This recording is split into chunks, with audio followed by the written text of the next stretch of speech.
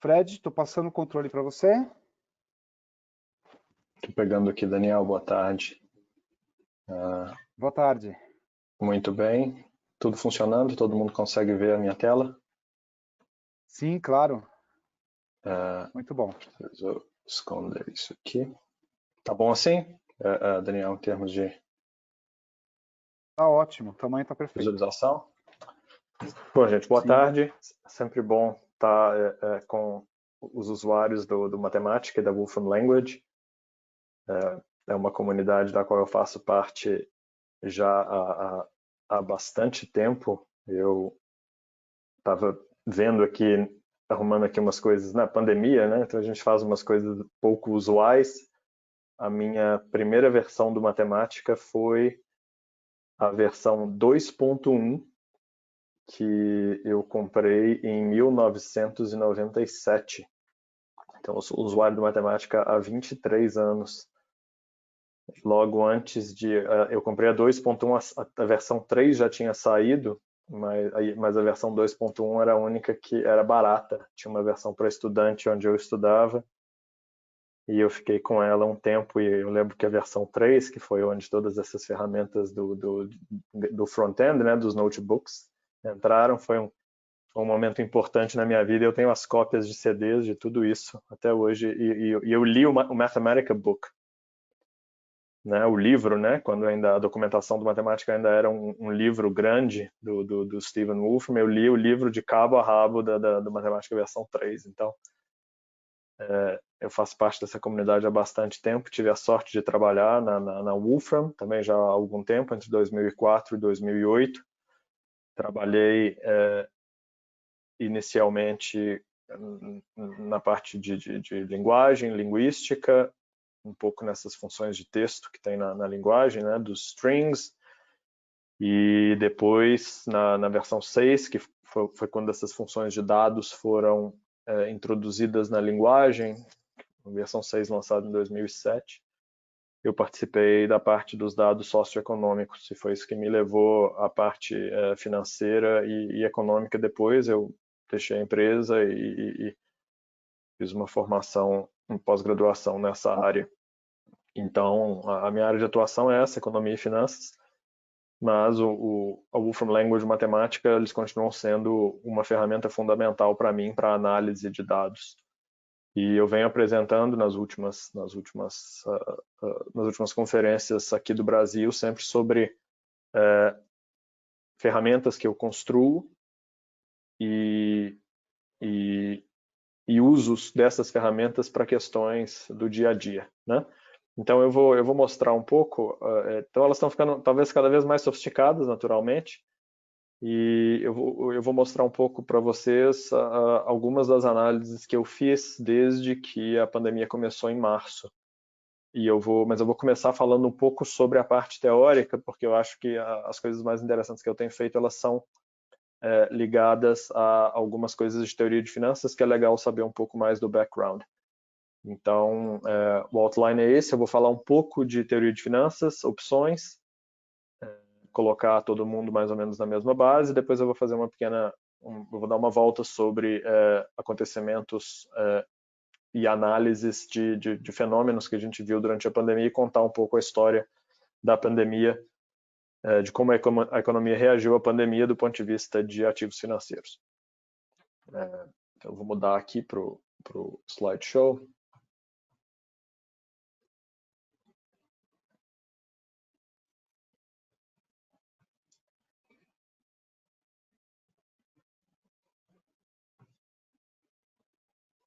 Bom, como eu disse, eu vou começar falando um pouco de teoria de finanças, e especificamente de um ativo chamado opções.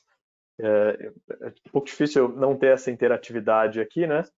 Mas eu não sei se o pessoal da audiência, das pessoas que se interessam por mercados financeiros, se eles conhecem o mercado de opções.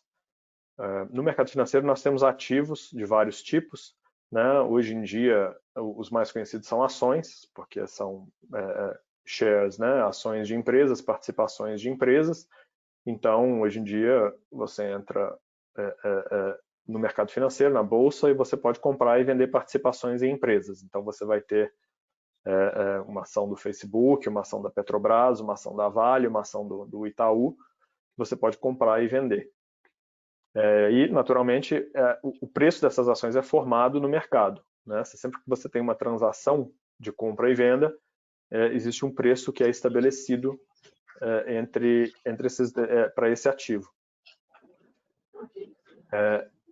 Outros tipos de ativos são chamados derivativos. Existem ativos que são derivativos, ou seja, são contratos cujo valor deriva do valor de um outro ativo, que a gente chama de underlying, de acordo com um algoritmo específico. E o contrato de opção, ele basicamente me dá o direito de comprar ou de vender um outro ativo, que no caso, para simplificar, eu vou falar que é uma opção, uma ação, a um determinado preço. Ou seja, na data de vencimento para expiry, né, de expiração, o comprador da opção do tipo call recebe do vendedor da opção o maior dos valores A e B. O valor do underlying U, que seria, por exemplo, a ação do Banco Itaú, menos o valor S, que é o valor do strike, ou então zero.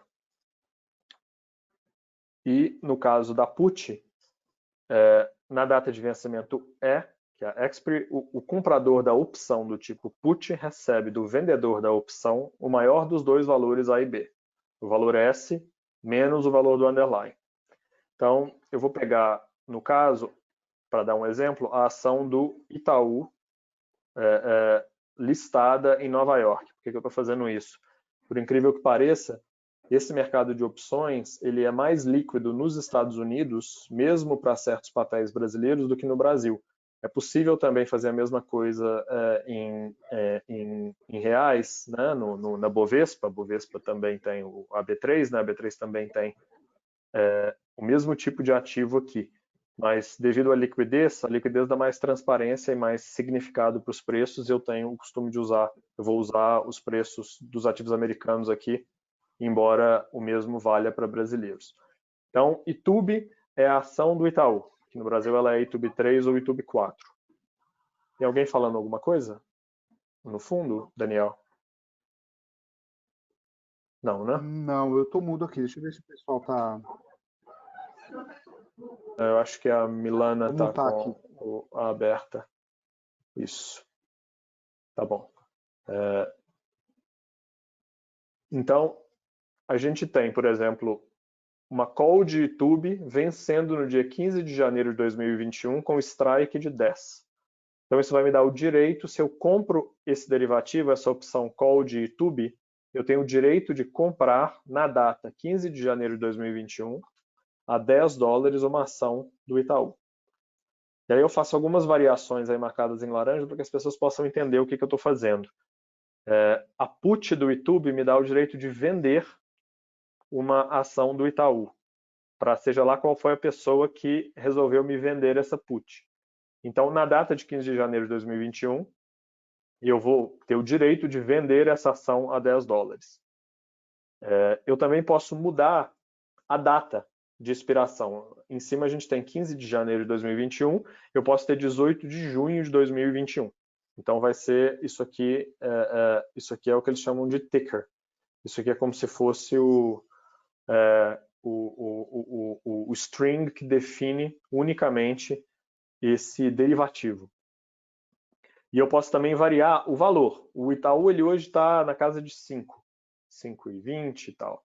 Então eu posso variar, isso vai de 0 a infinito, né? Esse strike, que ele é o valor ao qual as partes estão acordando de fazer essa opção de transação de compra e venda no futuro.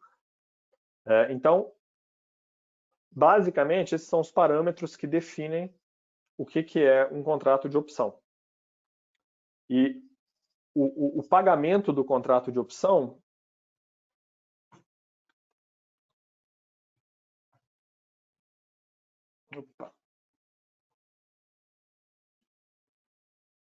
ele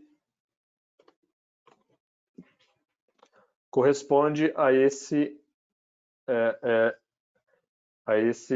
gráfico não linear que a gente está vendo. Estou falando de uma call de 10. Então, para eu que estou comprando, o meu retorno no investimento que eu faço nessa opção, ele vai ser 0 caso o papel esteja abaixo do valor de 10. Por quê? Porque eu tenho o direito de comprar a 10. Se ele está a 9, eu não tenho menor. Se eu compro a 10, eu vou ter um prejuízo de 1. Então, isso não tem para mim valor nenhum. Como eu não tenho a obrigação, isso tem valor 0, não tem valor menos 1. Acima de 10, como eu tenho o direito de comprar esse papel a 10, se, por exemplo, eu estou aqui, a ação vai para 15, eu vou ter um lucro de 15, porque eu posso exercer essa opção, que é o que a gente chama, eu tenho o direito de comprar esse papel a 10 dólares, e, ao mesmo tempo, eu posso imediatamente no mercado revendê-lo ou vendê-lo a 15. Então, o valor intrínseco do contrato de opção que eu tenho, ele passa a ser de 5. Né? Para put é o inverso. Como eu tenho o direito de vender, quanto mais baixo o valor do underlying, maior é o valor da minha put. Se a minha put vale 10, por exemplo, e o banco quebra, que é uma situação que literalmente a gente viu, né, durante a pandemia, houve empresas que quebraram, que do ponto de vista da bolsa quebraram, e literalmente a ação delas foi para 0. Um exemplo seria a Latam, por exemplo. Né? A Latam tem papéis listados nos Estados Unidos. A ação da Latam, deixa eu até pegar aqui, foi para 1. A ação da Latam valeu $1 quando a Latam entrou em recuperação judicial em maio. Então, era uma ação que... a gente pode até olhar aqui. Né?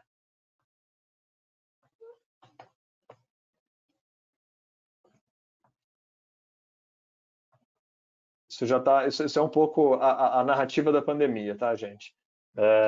Vamos ver aqui. Por exemplo, eu vou colocar o Y2D aqui. Isso aqui é o Bloomberg, é de onde eu tiro os meus dados, tá?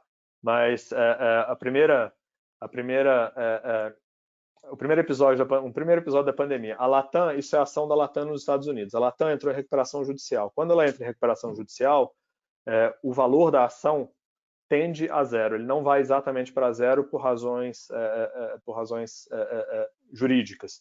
Mas a gente tinha aqui uma situação na qual a Latam ela começa o ano na casa de 10 e em março, quando a gente tem a entrada da pandemia e a parada completa do sistema aéreo, a ação da Latam ela cai da casa de 9 para a casa de 2. E aqui no final de maio, esse gráfico aqui embaixo é o volume dela. A gente tem um aumento gigantesco do volume, porque o que acontece? Essa última queda aqui é exatamente o momento em que a Latam entra em recuperação judicial. No momento em que ela entra em recuperação judicial, é como se você tivesse uma empresa e a sua empresa fale. Ela passa a pertencer aos credores, então o valor dessa ação passa a ser 0. Ou muito próximo de 0, ela chegou a 1, a 1,12, como vocês estão vendo aí no dia 29 de maio.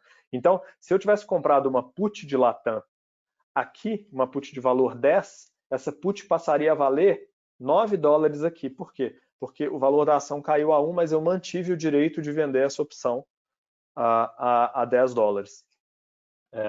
Então, como vocês podem ver, todos os fenômenos econômicos, esses deslocamentos grandes econômicos que a gente teve durante a pandemia tiveram reflexos muito grandes nos preços desses ativos. Então, voltando aqui, né, se eu tivesse comprado uma put da Latam a 10 em janeiro, e a Latam foi para 1, essa put minha, eu teria tido um retorno, essa put minha passaria a valer 9.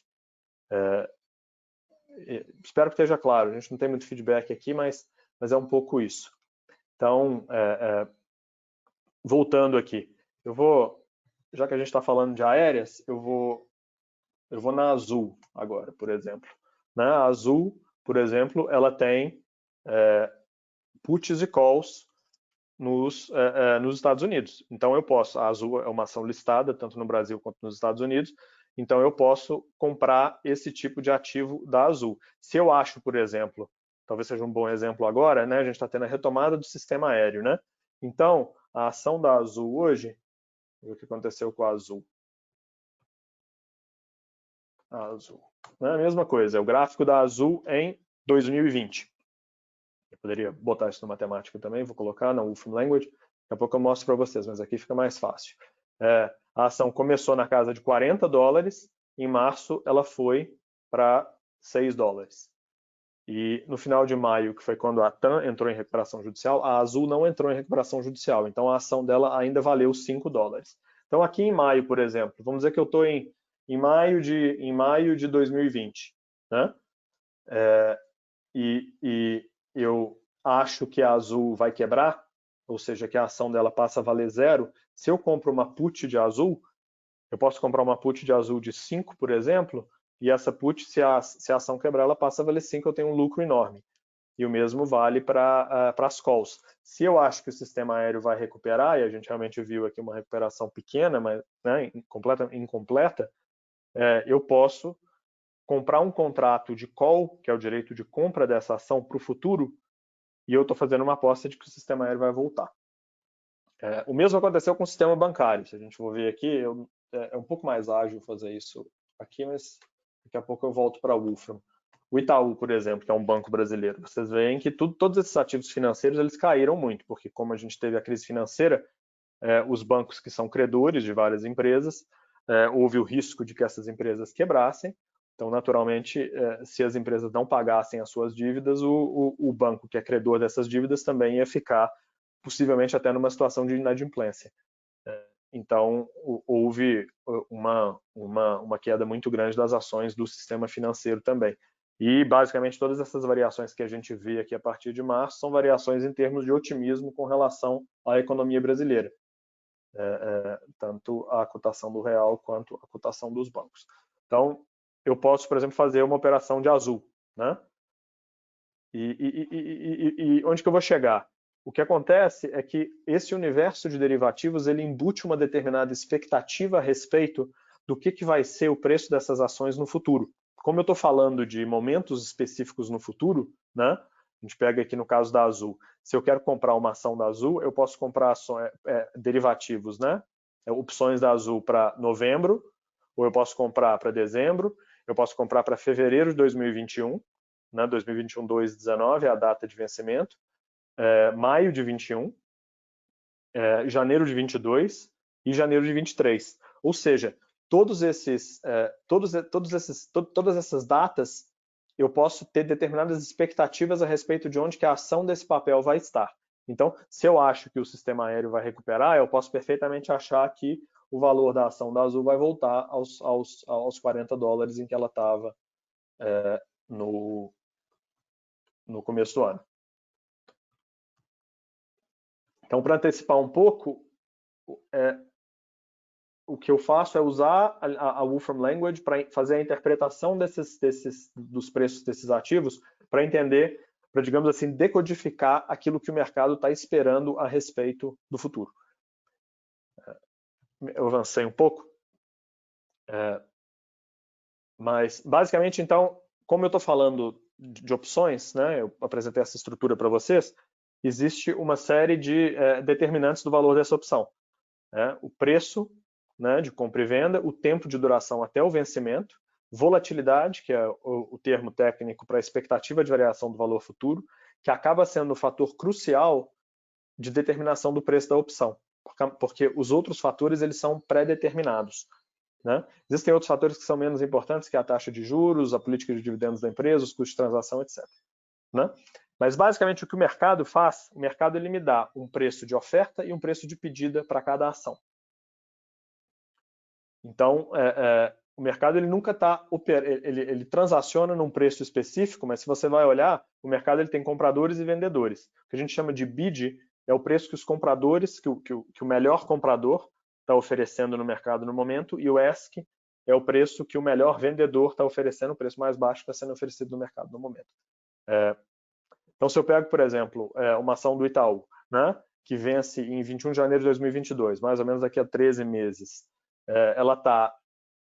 tem gente querendo comprar ela a 22 centavos de dólar e tem gente querendo vendê-la a 37 centavos de dólar. Como a gente está vendo, é um espaço muito grande entre quem quer comprar e quem quer vender. Nesse caso, quem quer comprar está otimista a respeito do banco, está achando que o banco vai se recuperar bem. Quem está querendo vender, pelo contrário, acha que o banco não vai ir tão bem até janeiro de 2022.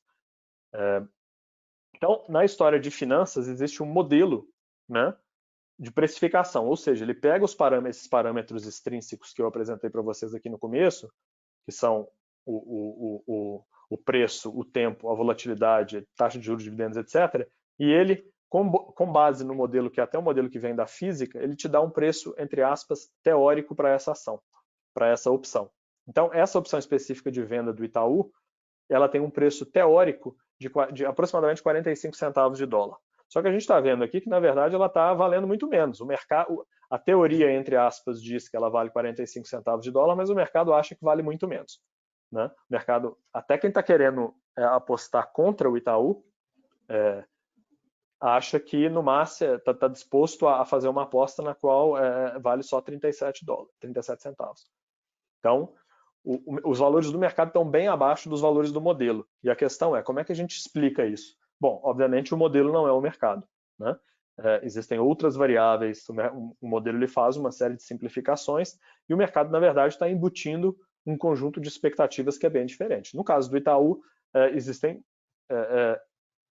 duas explicações, entre aspas, de mercado principais, que são, primeiro, o fato da incerteza a respeito da economia brasileira, e segundo, a competição que os bancos tradicionais estão sofrendo dos bancos novos e das fintechs. Então, com base só nisso, a gente pode, em princípio, dizer que o mercado está relativamente pessimista com relação à ação do Itaú. Então, não existe um valor correto de opções. O que existe são preços de mercado e valores teóricos. E a pergunta que eu me faço é, o que é a interpretação correta desse preço? E eu vou chegar a um ponto no qual eu vou falar, olha, como o mercado está fazendo interpretações de preços que embutem uma expectativa do que vai acontecer no futuro com essa empresa, ou no futuro com esse ativo, em momentos de extrema incerteza, que foi o caso da pandemia, o mercado também vai ter interpretações que podem ser muito interessantes. Né? Você pode fazer até um jornalismo em tempo real a respeito do que o mercado está esperando a respeito do futuro desses ativos. Então, a gente tem que fazer uma é possível se pensar em termos de interpretação de preços do mercado. Os preços eles refletem as expectativas com relação ao futuro, mas não são necessariamente expectativas precisas como no modelo como o Black Scholes. Né? Então, como no caso dessas opções a gente tem, não sei se vocês vão se lembrar, mas a gente tem 100 opções diferentes para um ativo como a Azul, você tem 100 opiniões diferentes. É como se fosse uma urna na qual você tem 100 votos diferentes e não necessariamente todos esses votos, por incrível que pareça, são consistentes uns com os outros. Ou não são imediatamente consistentes uns com os outros. Existe existe uma pequena quantidade de interpretações possíveis nas quais todos esses preços das opções para o futuro são consistentes uns com os outros. Não é o valor das opções não é necessariamente um valor médio das expectativas. Na verdade, o valor das opções ele embute uma expectativa de distribuição de valores futuros. E é bem interessante pensar nisso, porque o modelo teórico que é usado no mercado financeiro, ele pressupõe uma distribuição normal dos retornos desses ativos na data do vencimento. O que é uma distribuição normal? Você sabe, né? A maior parte de vocês aí tem um background científico, então ele fala, não, eu vou ter uma distribuição normal desse ativo na data de vencimento. Só que em casos extremos, como por exemplo o da Azul, você não tem mais uma distribuição normal, você tem uma distribuição que é quase bipolar, digamos assim. Né? Ou você vai ter uma situação na qual a empresa quebra e a ação vai tender a zero, ou você vai ter uma situação na qual a empresa se recupera, e aí se ela se recuperar, ela vai, em princípio, chegar a valores próximos dos valores que ela tinha antes da pandemia. Então, exatamente no momento da pandemia, como foi um momento de grande incerteza e de resultados binários a respeito do que poderia acontecer com a economia, foi o momento em que esse modelo Black Scholes, que implica uma distribuição normal dos retornos, quebrou completamente. E, por acaso, exatamente a minha linha de pesquisa era entender que tipo de distribuições são implícitas nos preços das opções, que não são necessariamente distribuições normais. Como eu disse, os modelos eles são... eu não preciso necessariamente de tentar embutir toda a informação disponível nos preços de opções em uma distribuição normal, que é uma distribuição que só tem dois parâmetros, como a gente sabe, que é o mean e a standard deviation, desvio padrão e o valor médio. Né?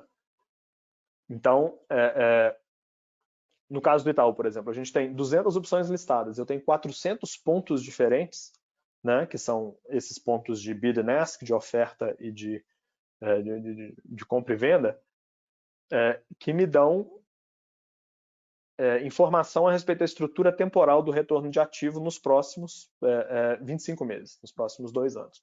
Então, a questão é a seguinte: o que eu posso fazer em termos de interpretação desses valores de opção que me dá simplicidade, realismo, consistência e relevância semântica? Simplicidade é algo que seja fácil de interpretar, realismo, algo que esteja condizente com os valores do mercado, consistente, ou seja, você tem uma distribuição subjacente que digamos assim, aceita por todos os participantes do mercado, não existe nenhuma contradição interna, e relevância semântica, que eu chamo, que é no sentido de você conseguir dar uma interpretação da economia real para o valor do ativo.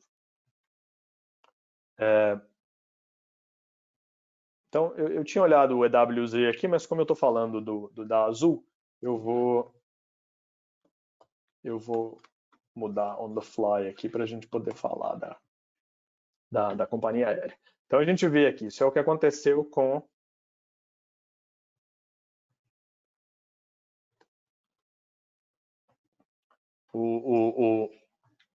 isso aqui foi a história da ação da Azul em 2020. Né?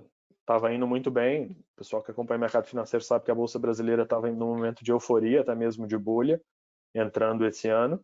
E em março, isso aqui foi uma queda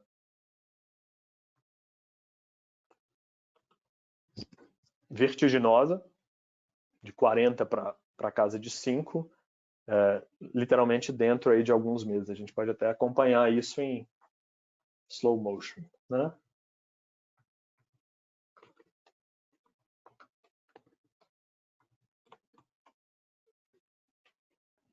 A gente tem aqui no começo de janeiro a 40 e no final aí abaixo de 10. Então, vou pular isso aqui sobre o EWZ.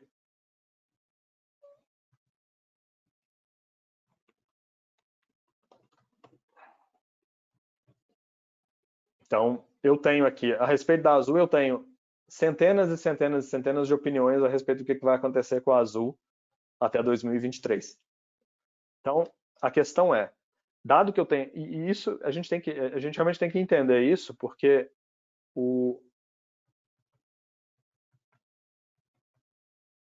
a cadeia de opções, que é o conjunto de todas as opções, são 128. Como tem dois preços, eu tenho 256. Eu tenho 200, o preço da ação da Azul, ela embute a informação a respeito do futuro da empresa em um único número. Eu olho o universo de opções da Azul, eu tenho 256 números que embutem algum tipo de informação, é como se essa informação tivesse fatiada em termos em termos de tempo e em termos da estrutura de preços. Então, a pergunta é, existe algum tipo de distribuição na qual eu posso embutir essas 256 informações e que vai me dar uma visão mais refinada a respeito do que o mercado está pensando a respeito do futuro, digamos assim, do setor aéreo brasileiro, por exemplo?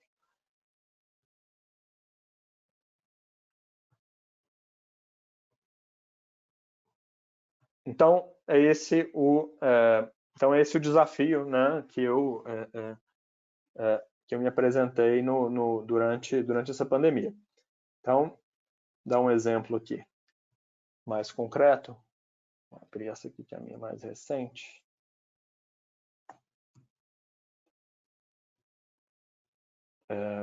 Vou mudar aqui. Né?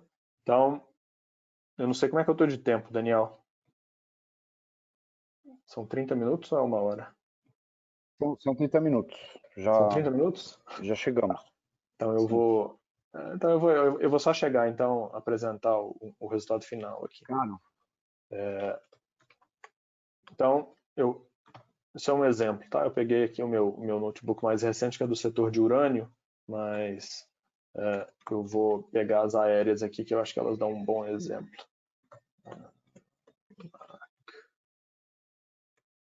Então, eu peguei aqui. Então, o que eu vou fazer? Eu vou aumentar a magnificação que eu tenho aqui. Então, eu vou fazer uma análise da opção. Tá? Eu vou pegar o meu azul como minha referência principal. Como comparativos, eu vou pegar a Gol e a TAM. Então,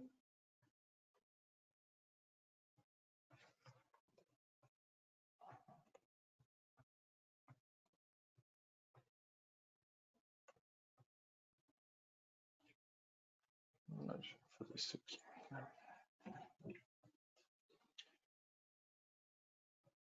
Então, como eu disse, isso aqui é o meu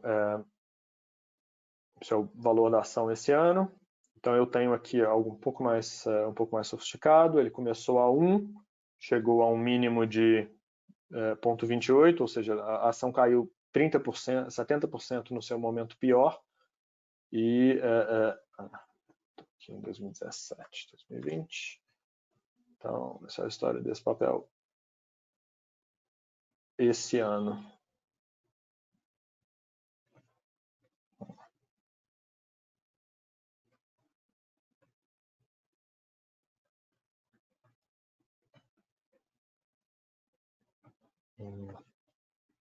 Não, vou continuar então, porque eu acho que ele está avaliando as coisas lá embaixo. Então, a gente tem esse histórico esse ano. E aí, além disso, o que eu fiz? Eu fiz uma análise na qual eu divido a variação desse ativo em 3 períodos nesse ano.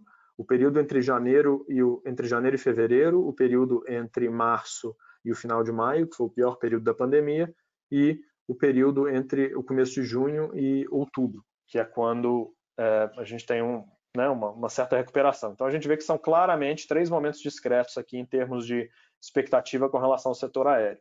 Né? Euforia em azul aqui no começo, que é o começo do ano, desespero, que são os 3 meses mais sérios, né, de março a junho da pandemia, e depois uma certa estabilização aqui, um pouco acima dos meses da pandemia, mas ainda muito longe, porque a situação está incerta.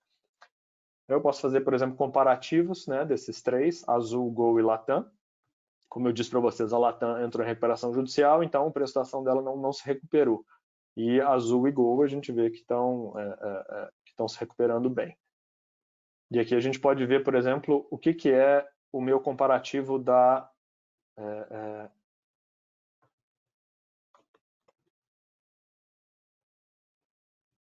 azul versus a Gol esse ano. Né? Isso é literalmente o que né? A Azul e a Gol, na verdade, são empresas muito parecidas em termos de tráfego aéreo.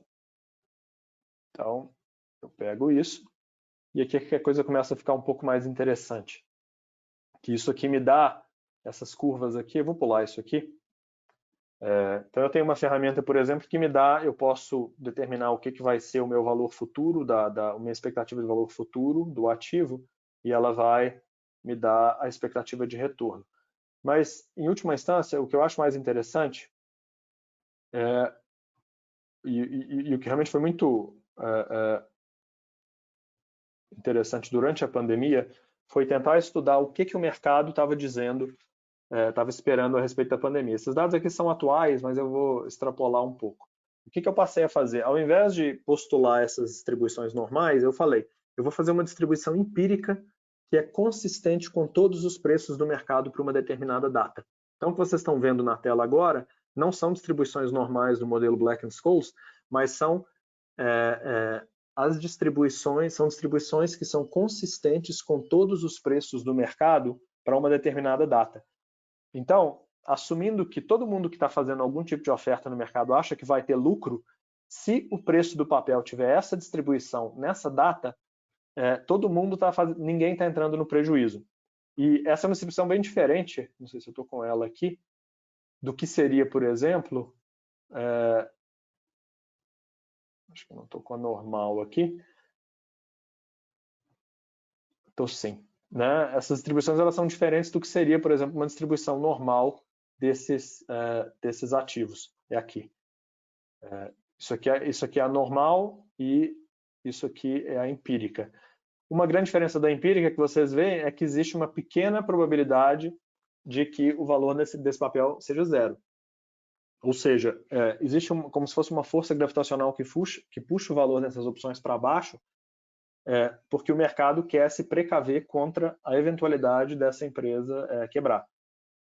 Essa é a razão, na verdade, essa pequena cauda aqui que está fora dessa massa de probabilidade normal, essa pequena cauda é a razão que explica por que os valores dessas opções, como a gente viu lá em cima no caso do Itaú, embute hoje em dia um patamar de preço mais baixo do que o valor teórico implicaria. Então a gente pode, o que eu faço é eu consigo andar para frente aqui, né? Eu estou andando para frente no tempo e estou olhando o que o mercado espera ao longo do tempo para datas mais para frente. Vocês estão vendo que essa aqui, por exemplo, é maio de 2021. E aí a gente vê o quanto é interessante, né? Porque isso aqui, essa linha vermelha é o preço atual da ação. Então o preço da ação está aqui. Mas no futuro existe uma incerteza muito grande a respeito do preço dessa ação, mas ao mesmo tempo o mercado atribui uma probabilidade menor de que o preço da ação vá voltar para onde estava antes, que era $40. E à medida que a gente vai à frente no tempo, a gente vê que são distribuições que são muito mais afastadas daquilo que a gente veria numa distribuição normal.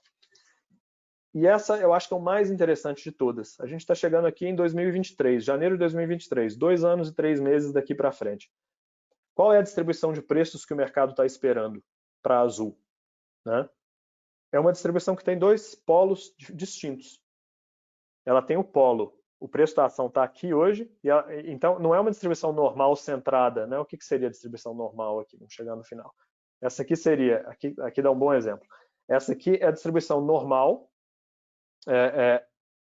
consistente com a distribuição de preços, não é necessário com a distribuição de preços das opções que a gente tem hoje, ou seja, essa distribuição normal aqui, que quem entende vê que não é normal porque ela está cortada, mas tudo bem, ela é consistente com o modelo Black & Scholes, o modelo standard no mercado, mas a semântica do mercado está dizendo uma coisa completamente diferente. A semântica do mercado continua vendo 2 resultados opostos. Um resultado que é centrado aqui na faixa de 40, que é onde a ação estava antes da pandemia, e um resultado que implica uma chance muito grande da ação ficar num patamar permanentemente mais baixo do que ela está hoje.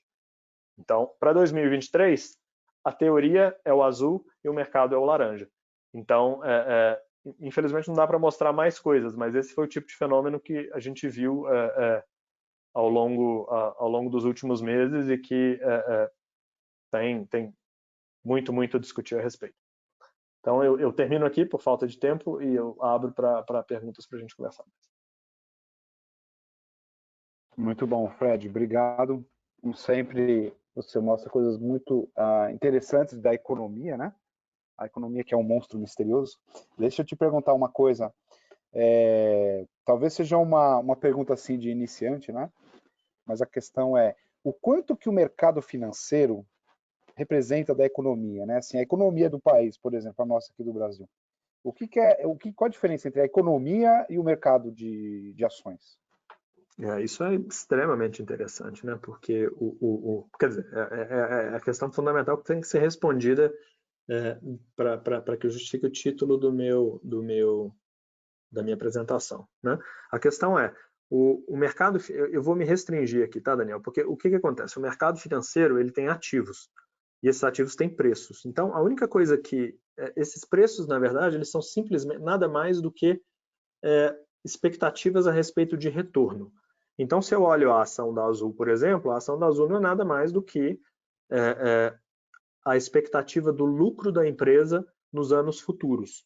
E a gente desconta isso, né? Ou seja, então, vamos supor que a empresa vai lucrar $100 milhões esse ano, 100 milhões no ano que vem, e aí tudo se normaliza, ela passa a lucrar 200 durante os próximos 10 anos.